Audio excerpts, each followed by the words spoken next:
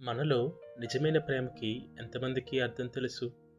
నిజమైన ప్రేమంటే మనం పార్వతమ్మను చూసి నేర్చుకోవాలి. పార్వతమ్మ ఎంతకాలం వేచి చూసిందో మనలో చాలా మందికి అర్థం కాదు. ప్రతిరోజు తపస్సు, ప్రతి క్షణం నిశ్శబ్దం. ఒక్క నమ్మకం మాత్రమే తన దగ్గర అపారంగా ఉండేది. శివుడు నన్ను వదలడు అని. ఆమెకు కూడా బాధలే వచ్చాయి. ఎవ్వరు అర్థం చేసుకునే రోజులు కూడా వచ్చాయి. తప్పుడు సలహాలు ఇచ్చేవాళ్ళు కూడా ఉన్నారు. కానీ ఆమె ఒక్క పని మాత్రమే చేసింది.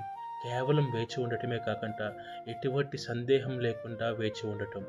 ఎందుకంటే నిజమైన ప్రేమ అడగదు, ఎటువంటి అవసరం చెప్పదు, కానీ ఎన్నటికీ విడిచిపెట్టదు.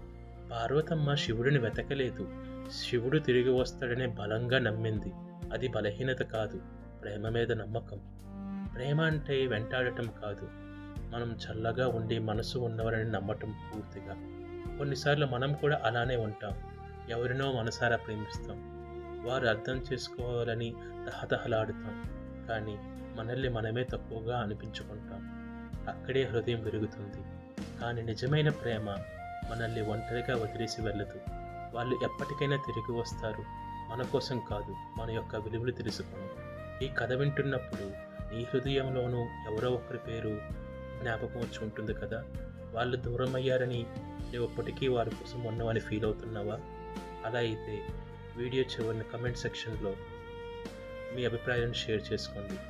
అలాగే నా వీడియోస్ కనుక మీకు నచ్చినట్టయితే సబ్స్క్రైబ్ చేసుకోండి. Thank you for watching.